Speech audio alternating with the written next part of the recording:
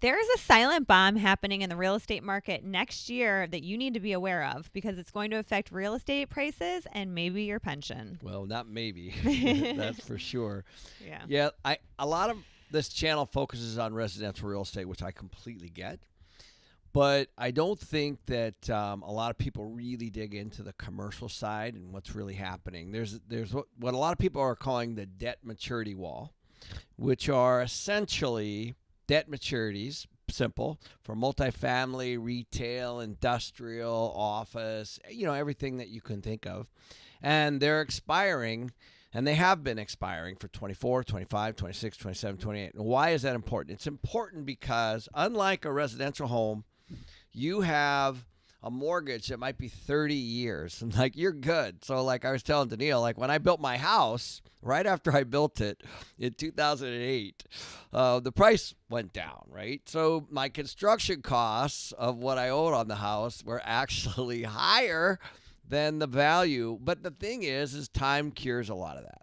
So time cures residential in lots of ways, unless, of course, you have a loan maturing. In the commercial real estate, it's very different. Commercial real estate, they might be amortized for 30 years, but you typically don't have that kind of time. So you could have 3 years, 5 years, 7 years, 10 years. So it depends on the loan.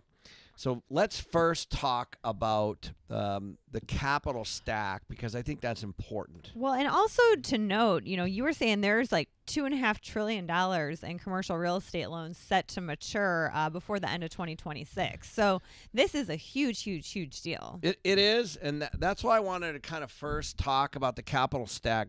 Jerry, if you could pull up the slide first. So let's just talk about when you guys finance a deal. Now, this could be residential or commercial, but this example is specifically more on the commercial side. However, this goes across both.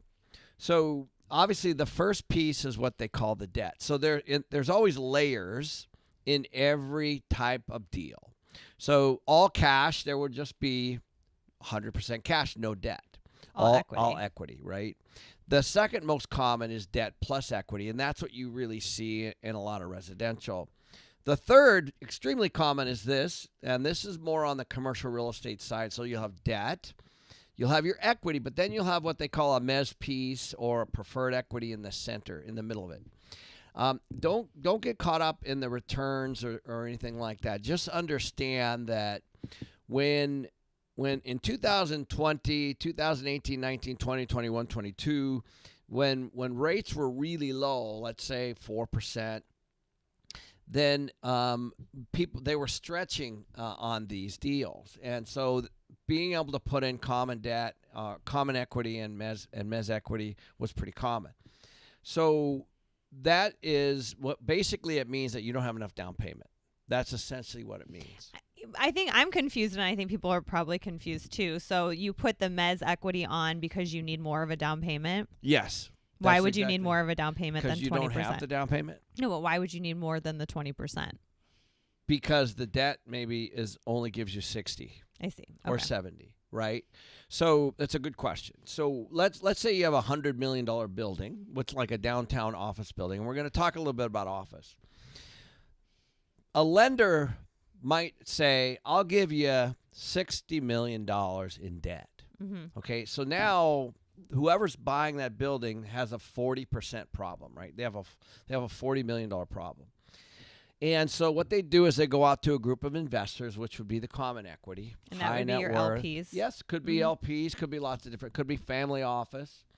But then there's what they call mezzanine debt or preferred equity. And what they're trying to do, and the reason they come in the center, is to be able to put less equity down. Mm-hmm. Okay? Now, why would they do that? They would do that because they expect the real estate values to go up.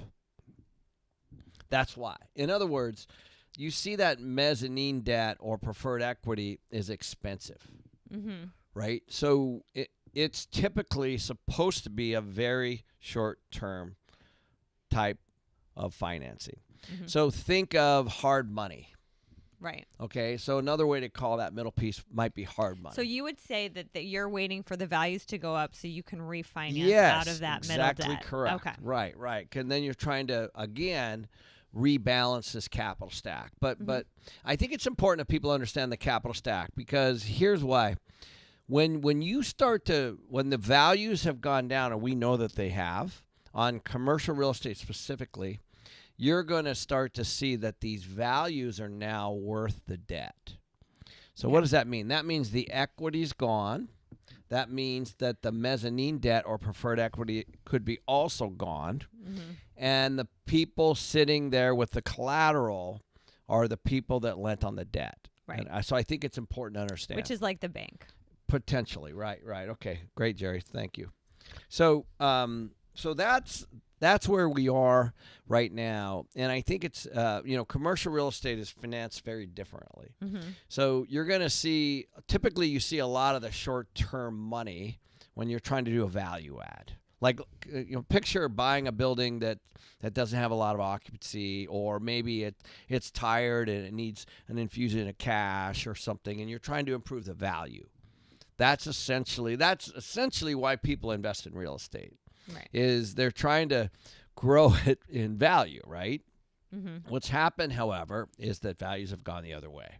Now, I'm talking about commercial, not well, and just so people that are listening understand that these commercial loans aren't 30-year loans. So they might do a 10-year loan, they might get a 15-year loan, they might even only have a 5-year loan. So it's not like the 30-year mortgage where you have the whole entire time to pay it off. A lot of these are also interest only, right? A lot of the loans are interest only. So you're not really paying down on the loan either. It can be, right. Yeah. So Jerry, let's go to that second slide, and I want to show you how big the commercial real estate market is. It's the parse one.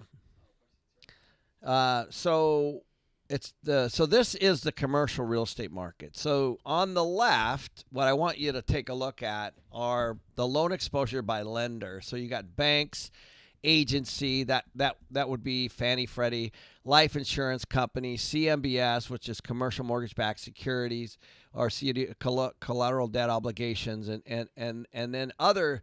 That could be pensions, it could be retirement plans, it could be all kinds of those things. So you can see by a long shot, the banks right now are the most exposed. On the right side, here's what they're exposed to. So you've got multifamily leading, of course, at 44.2. Now, I know multifamily, as you guys know. Multifamily is sitting at, call it 30 to 40% below value of what they were in 2021, 2019. That's essentially where we are, because interest rates went up, cap rates went up. The next big category, the one everybody's talking about, is office, which is at 16.7%. And then you got industrial, retail, hotel, healthcare, and all that. Now, they're all obviously extremely different, especially in the markets. But I think it's fair to say that the largest exposure is in the multifamily and office space. Okay, Jerry, let's go to the one that shows, this is the loan maturity. So this is kind of the point of the video. What we just saw was about $640 billion of loan maturities. And what does that mean? What that means is that if it's an office building, a multifamily building, a retail, whatever it is, if the loan matured, which means it's up, and the values are 30, 40% down, that means that the banks are either going to have to take those back or do what we call an extend and pretend, for example. And so they're either working with the borrowers or they're not working with the borrowers at this point. But that $640 billion is a lot. There's another $540 next year, and then another, call it $565 in 2026. Now, why is this important? It's important because at the bottom, we're already starting to see some cracks with the banks. So in 23, which is not on here, they had a 2.25% delinquency rate. In 24, it doubled to 4.5%. And in 25, there's predictions that it could be up over 5%. So what's happening is, as the loans mature, it's no different than if you lent on something and the value went down, and now the property is worth less than the loan. That's it. That's as complicated as this gets. And so what happens to those assets? And so there's two parts, as you guys know. Jerry, we're good here. So there's two parts. There's debt and there's equity. So the debt is what everybody's talking about. And that's going to be sitting in these small and regional banks, let's say. And but the equity is also very, very important, because the equity is you guys. The equity is the teachers' pensions, or my dad was had a plumbing pension. It's a retirement account. Would it be the 401ks as well? It could be there. It could be. It depends on where they're invested. Right. Which most people don't know where their 401k is invested. So think of the amount of money that a lot of you guys probably open your quarterly check or your quarterly statements, and you look at it. It's either gone up or down. And you don't even know why, right? Because it's very complex, and it's that way for a reason. But it also means that they're invested in lots of different things. So they may be in this or they may not be in this. But I can assure you there's a tremendous amount of life, pension, retirement money sitting in this stuff on the equity side. So if a bank takes back a property, then now the bank has the collateral to pay back themselves, but the equity's gone. So your 401k, whatever's invested from your Gone. 401k, that pension. Now your 401ks and pensions are invested in a lot of things, most likely, so they're not going to be totally wiped out, but that portion could be totally wiped out. Could be. Right. So what's saving things right now? Just think of this. If I bought $100 million deal and I financed 70% or 70 million, and I had 30 million in equity, and now that property is worth 70, and it matures, the bank is not going to just extend and pretend because now I've got 100% loan to value, essentially. They're going to, if you want to refinance. Explain that a little. Right. So Sure, if you have a $70 million property and you have a $70 million loan, think about it when you buy your house. Like, they're not going to let you have like a full 100% loan on the property. Correct.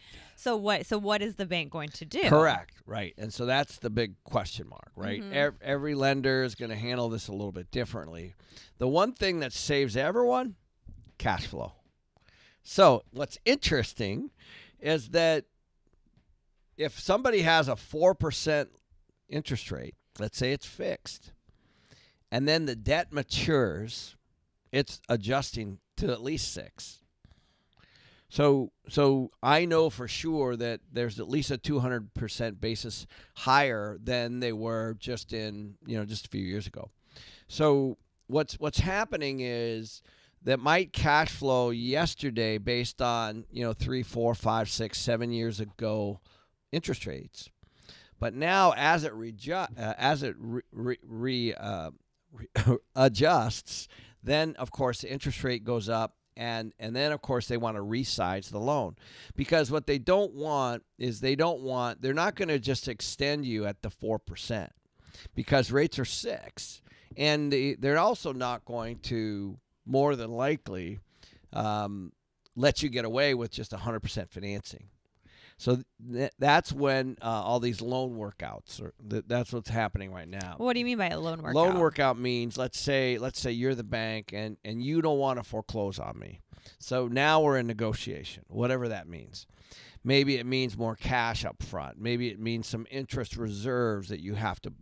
Of course, they might kick this down the road for a year, 2 years, or something. Well, that's what we've seen in 2023, 2024, Correct. Perhaps. Is the bank just kicking this down the road? But at what point does the bank, no longer want to kick it down the road? Because maybe now, because if they're breaking even, they have no reason to kick it down the road.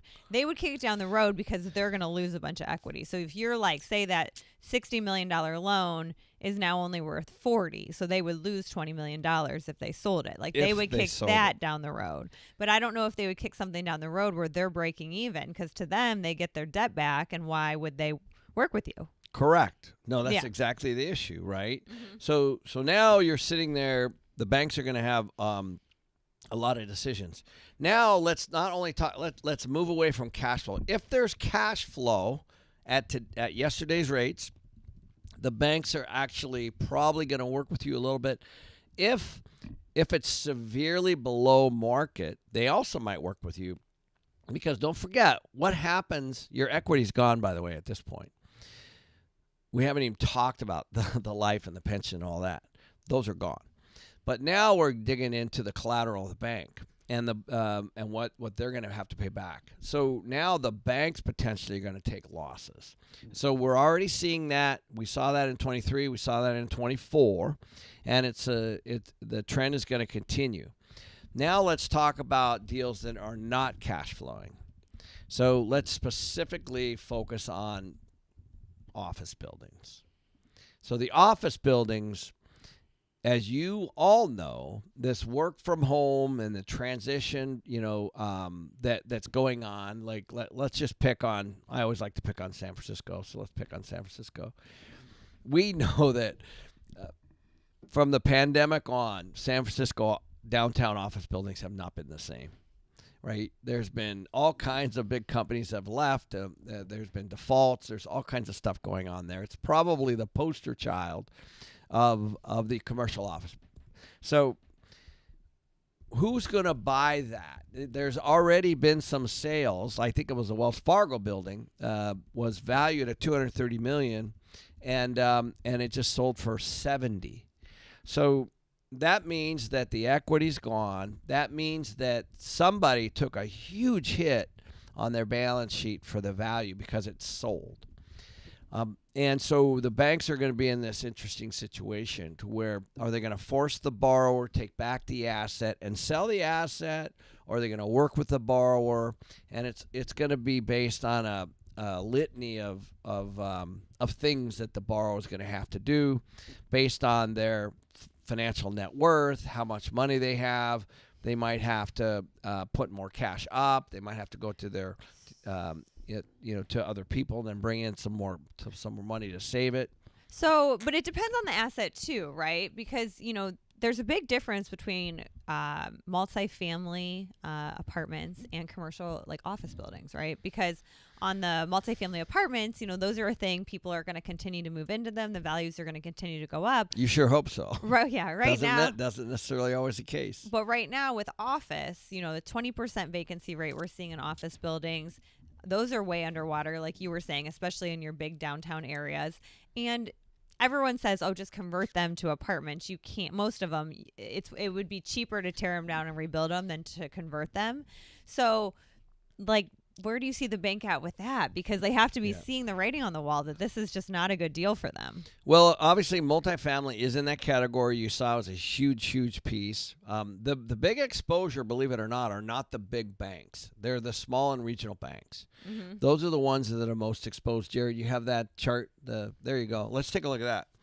So this is the amount of exposure that each category has. So at the bottom, you could see call it the light green, is the large domestic banks. Think of Bank of America, Chase, Wells.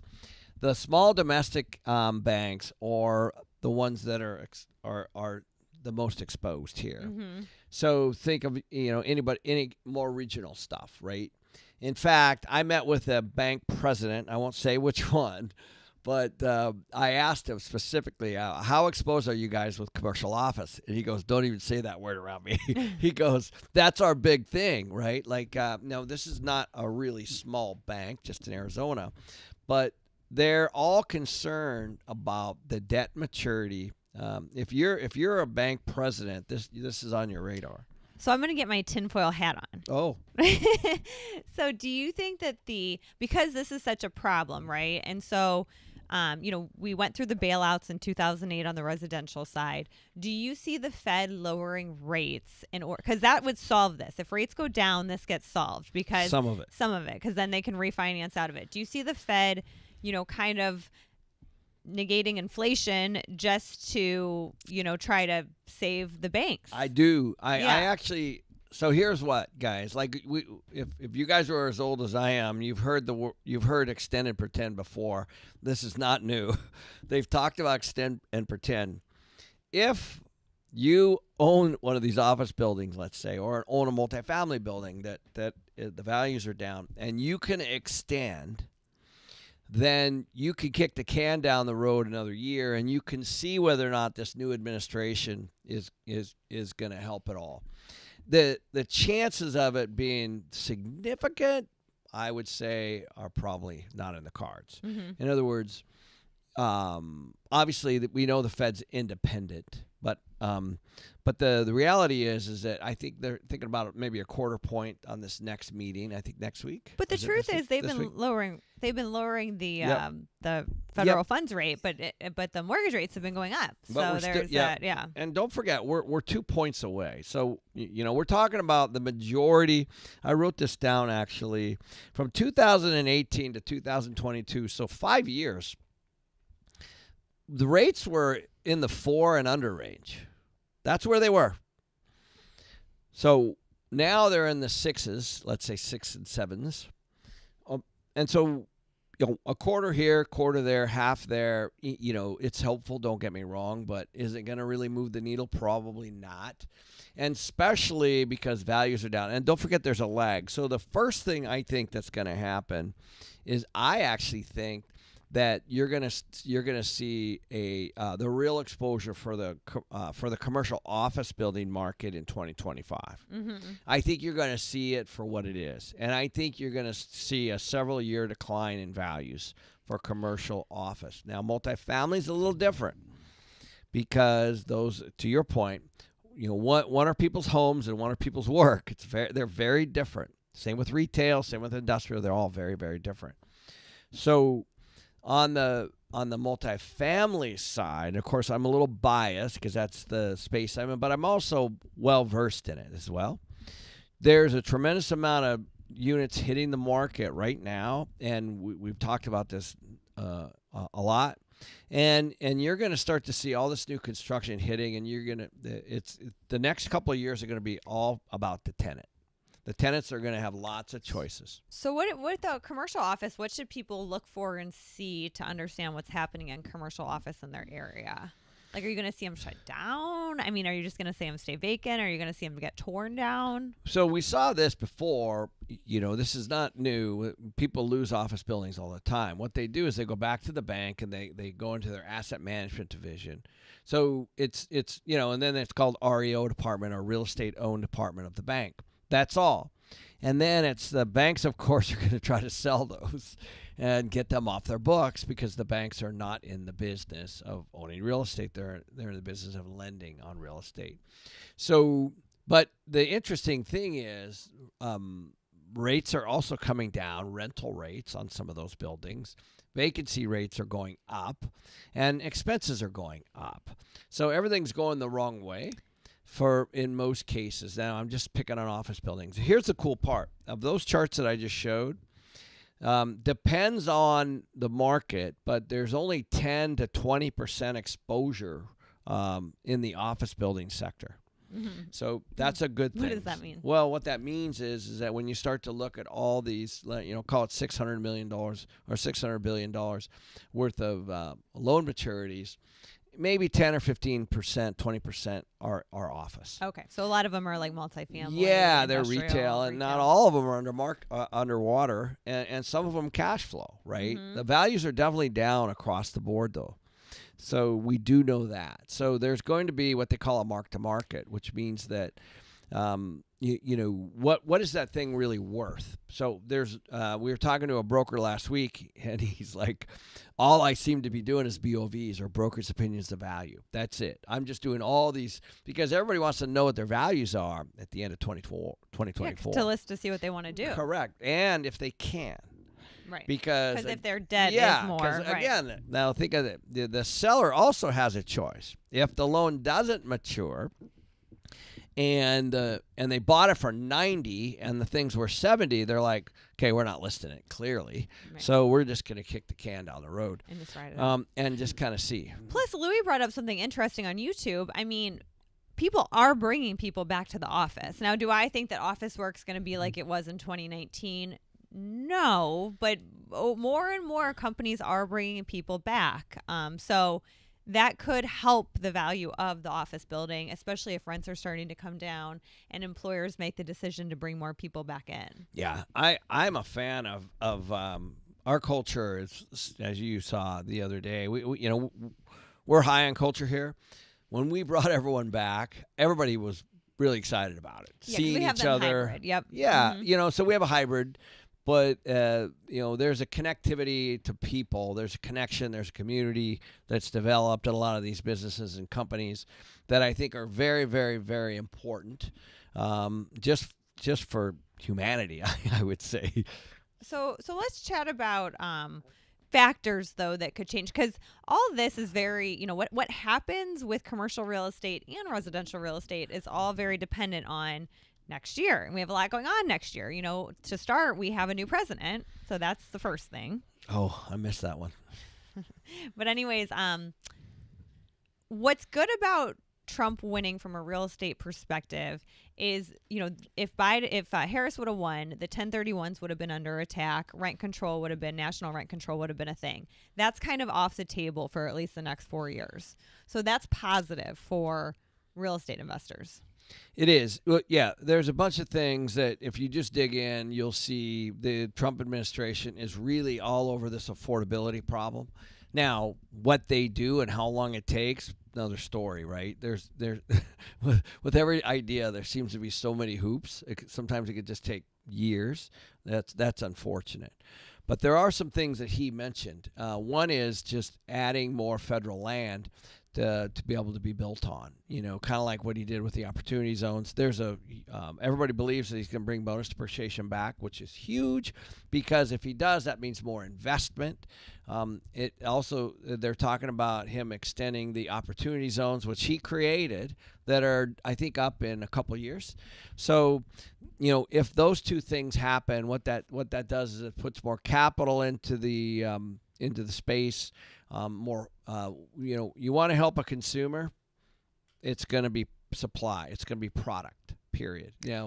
That always helps. When there's too much of something, the consumer wins. Yeah, and he wants to do that through deregulation. But, the thing about deregulating at a national level, real estate's local, and you still have NIMBY, and you still have people not wanting apartments in their backyard and all that. So the federal government is not able to necessarily just trump that. So without a doubt, there's no question. Mm-hmm. It's definitely going to be local. And then just to complicate it, the continued migration, it drives a lot of things. So let me explain what I'm talking about. Population now. Not some of you probably thought I was going to talk about immigration, but I'm not. I'm going to talk about population. Although, man, might as well sprinkle it in.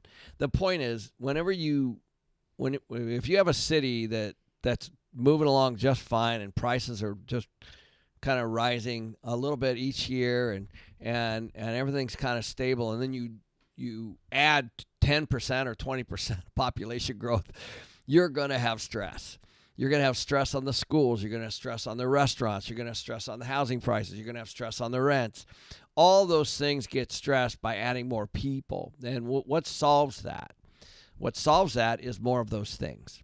Is getting it back. And so this has always been the case with real estate, and that's why I like it so much, is because as people move away, it creates, like they did in Detroit after the automakers got annihilated and things kind of went sideways for them.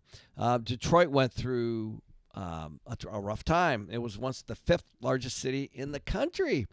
Now it's actually leading the charge again. I just read this ULI or Urban Land Institute report, and it said that Detroit was number 2 behind Charleston. Oddly enough, for projected growth for 2025.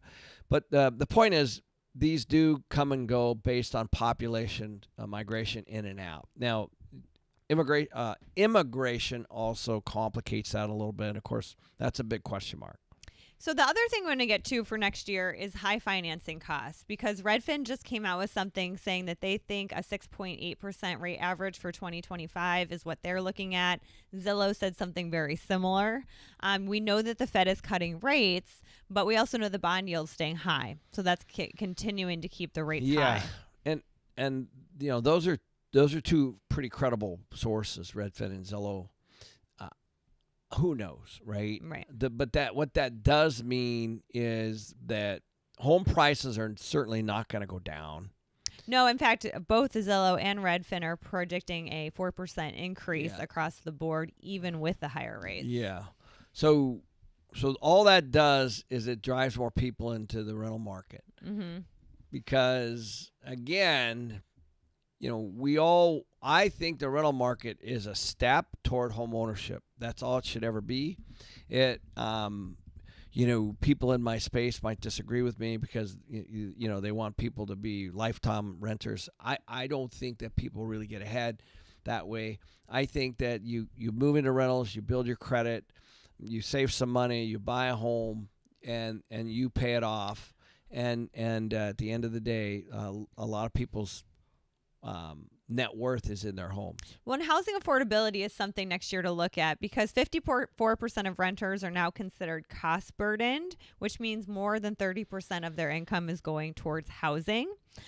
We are looking at maybe a stabilization or decrease in rents next year, even though we're going to see an increase in home prices. So that's good for the tenant, at least, because of all this new supply. There's no question. If you're in the rental game like I am, we're projecting flat rent growth, potentially even negative in some areas. So how do you have negative rent growth? What that means is you have a 2-bedroom sitting on the market for a month or two, you discount it by giving somebody a 1 month free or half a month off or something like that for a 12-month lease. That's how they do it. So you might not see it on the rent number, but you'll definitely see it on the concession number. So you're already seeing that. There's some markets right now, rental markets, where you're seeing 1 to 2 months free for a 12-month lease, period. So what that means is that there's a lot of 2 bedrooms for a fixed amount of people. That could be because there was an oversupply, like they did with Airbnb. That Airbnbs have the same problem. Or it could be that the area experienced people moving out. There's a bunch of factors. And then another thing we're watching too is insurance costs in different areas. We've talked extensively here about the Florida market, but also Texas. California, there's a lot of increase in insurance cost around the border. It's horrible. It's not going to get any better. There's all kinds of people trying to figure this out. I think there's 3 big stories for 2025. Insurance is certainly one of them. Yeah. Another one is, are we going to continue to allow the big Wall Street firms to be able to buy up single family? I think that's a problem. Mm-hmm. Even though it's a small percentage, it's a lot of homes, and never before in my lifetime have we had to compete with Wall Street in a neighborhood. And then of course the third one, of course, I still think is we're going to have a huge affordability problem. Yeah. Those are 3 big ones, and then I'll just sprinkle others in there. Property taxes, I think they're coming after real estate. Well, right, because they're cutting, one thing Trump wants to do is cut income taxes. But, with all these offices moving out, a lot of your government, they need that to get that money from somewhere. So property taxes are an easy thing. I was surprised in Arizona, they just dropped their rental tax for next year. So that actually really surprised me. But I do think that they're going to be raising property taxes. Yeah. Oh, trust me. The real estate is low-hanging fruit for politicians, for real estate tax. The reason I know that is we buy in multiple states and multiple cities, of course, and property taxes can vary quite differently. Like even in Arizona, they can be very different from Phoenix to Scottsdale to Gilbert to Chandler to Mesa to Fountain Hills to Flagstaff to Tucson. Very different, and so you're going to start to see that because I can tell you one thing that they're not going to do. They're not going to cut back on expenses. Right, exactly. The government doesn't budget. No. Before we get, I'm going to ask some questions of you guys on YouTube and ladies, but before then, we have our podcast. You guys have to check it out. It is on Thursdays. It's called The Ken McElroy Show. because it was started pre-me, but you need to check it out. It's awesome. We deep dive into a lot of these topics. We talk about what's going on with MC companies, etc. That was a nice dig. That was awesome. Anyways, we're going to get to some of our premium questions. And for those of you watching on YouTube, if you ask, I'll answer a few. I'm going to start with Jared's question on YouTube because I really liked it. He said, how do prices keep going up if less and less people can afford to buy? That's a heck of a point. Again, in my opinion, Jared, they're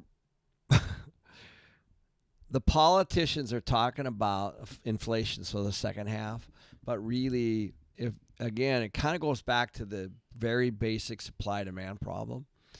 If we kept up with housing needs, now housing needs are based on people being born, that's it, and plus immigration, minus deaths. So that's how you figure out where's the population of the country going. That's what we would consider demand. So births, and then, of course, by the time they hit 18, 19, 20, 21, they're renters, and then hopefully, even though it's being pushed out, they should be homeowners. I read the first-time homeowner is now in the 30s, mid-30s. That's really a lot higher. I think it was 29 before. So that is specifically what happened. If you add supply, if you kept up with population growth, whatever it is, then you're actually going to be fine. But they didn't. And now we've got a lot of people that just don't want a lot of new development. So, nobody wants new houses and new apartments or anything like that wherever they live. And so that's what Trump was talking about, these regulations and things like that. The city councils, of course. But I also think you have to remember, though, that, people can't afford to buy, but investors are buying the properties and renting them. And also these big investment groups are coming in and buying the homes, too. So the problem actually is the wealth gap, right? And we keep talking about this. Those that own homes are on a different side of the wealth gap than those that are renting for the most part. Yeah. And so, if you can afford to buy one home, a lot of times you can afford to buy another one, and then you can afford to rent it, and then you get that income, and then you're afford to buy another one. But then the people that can afford to buy them is growing because they're basically relying on the dollar, which is decreasing in value, versus assets that move with inflation. Those that have assets that move with inflation, whether it's in the stock market, gold, real estate, even crypto, the last few years have killed it. And they are able to afford assets. But those that have just been working, trying to save for a home, they can't. Jerry, she must be watching my videos. Look at that. Well, maybe you're watching my videos. Dang. That's exactly right. Mm-hmm. No, I mean, that's why I firmly believe that rentals are a step toward home ownership. I really believe that home ownership is the key because a lot of people are just getting wiped out or ripped off, I should say, by Wall Street, turning their money over to wealth managers, financial planners, and they don't know where their money's being invested.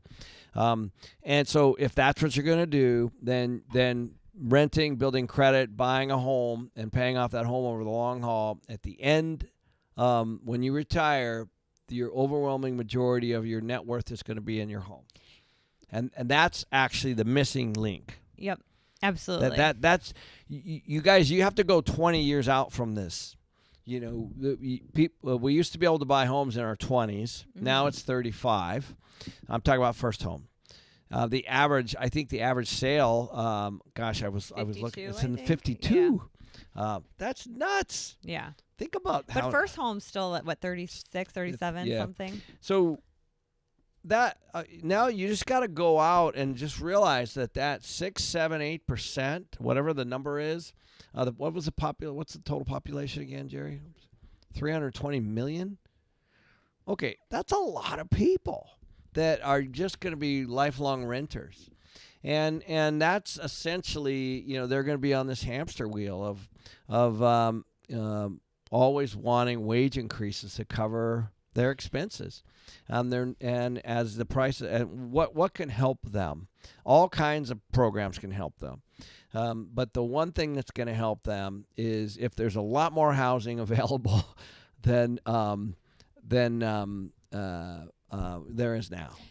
Another thing that can help them though is like taking advantage of or taking, control of their own money, right? Like I just had a friend text me this weekend, I'm getting a big bonus from work. Do you think that I should take it as cash or put it in my 401k? And it's like, I think that you should take that money and you should invest it. But if you're not going to, then put it in your 401k. But, you should try to figure out how to make the most out of your money, whether that's through real estate or crypto or gold or whatever your choice of things is. But I think a lot of people, they need to wake up that they need to take accountability for this and do it on their own. I love the question, and it's a fair question, and it's honest, and it's exactly the kind of the whole point of this channel is if those are your two options, and one of them is to put it into a 401k, then you know nothing. Mm-hmm. I'm serious, because a 401k it is so out of your control, and it's locked up for so long. And if people need to understand, if they have some some cash that they can invest in, there's lots of choices. So Dimitri on YouTube has an interesting quote. He said, "The school teacher should not be forced into speculating in real estate, but that's what fiat money does. I say that as someone who buys and sells distressed real estate." And that I like that statement because it's true. It's like, yes, as a school teacher or an accountant or whatever you do for your job, before the dollar was stronger. So you could just put money in your 401k, put money in your pension, work for your salary, have a nice living.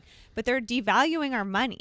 So you can't just work for money. We watched that video that of the people in Argentina that are dealing with hyperinflation. And they were saying they take their money and they put it into a different currency, or they take their money and they put it into something else, crypto, something that holds value and makes money.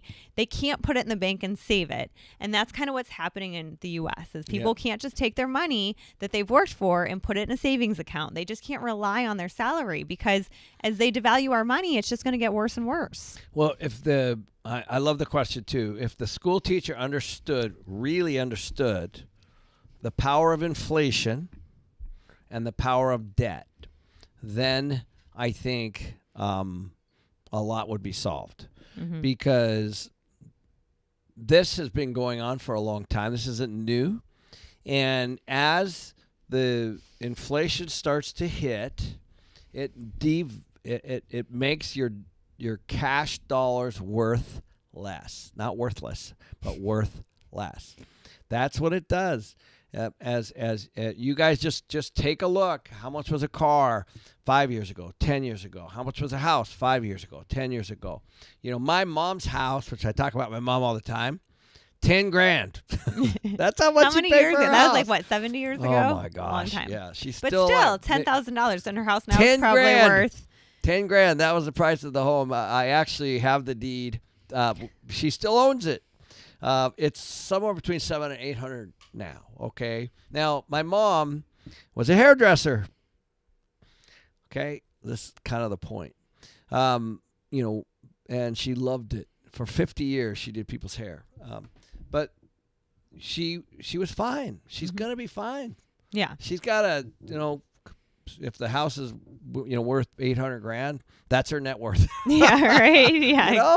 Yeah. It's okay. Yeah. Right. Oh, that's significant for her. Right. Yep. So that's what I'm trying to say is she started off with debt. That's the funny part. Right. They got debt when the house was $10,000. Right. They put a little bit down and then they paid it off. I remember when I think it was in junior high or something, when they paid off the house. Mm-hmm. They were so excited. Now things were different then in the 70s and when the dollar was tied to the gold standard and all that kind of stuff. And now we definitely have fiat money from when Bretton Woods was broke. But the point is, if you understand debt and you understand inflation, you can navigate things a lot easier. Yes. Well, and people always want to hate the game when they need to be playing the game, right? Like we have comments on here like it's the investors is the reason that the prices are so high, and this is the reason the prices are so high, and that's not true. Partially true. But it's also not going to change. It's not going to change. So you have to either get with it and play the game, or you can just hate on it. But it's funny because in 20 years from now, we might be saying, oh my God, can you believe that she bought that home for $500,000? That's crazy. That's so cheap. Because if we keep having massive inflation, like a home could be who knows what. God, I remember when a $100,000 car was so far out of my reach. Now there's so many. Like, I'm just like, what is going on? Well, you look, and my one girlfriend is looking for a car, and she doesn't make that much money, and I'm online looking with her, and like an entry-level used car is like $16,000, $20,000. And I think that I bought my RAV4 for like right around there, like 6 or 7 years ago. That wasn't long ago. No, and I probably bought it for just a little bit over that, brand new. And these cars have like some serious miles on them. And I'm thinking she could probably get one for like $5,000 or $6,000. I'm way off. I didn't you see? I remember you sold your RAV4 for more than you bought it for. Yeah, right? I sold my RAV4 in 2021. I think during the pandemic. Some guy came over and gave you cash. Yeah, and it was more remember than when the cars were like bought the car for. Yeah, I was like, I actually think that was a bad deal. If I would have kept it, I could have got more money, and I should have put it on like Toro or something. So that was my mistake. But even though I over broke even on the car. But the point is that you bought a car and the price of the car went up, not an investor. Yeah. The investor didn't screw that up. So things are going up, guys. Like, just take note. Yeah.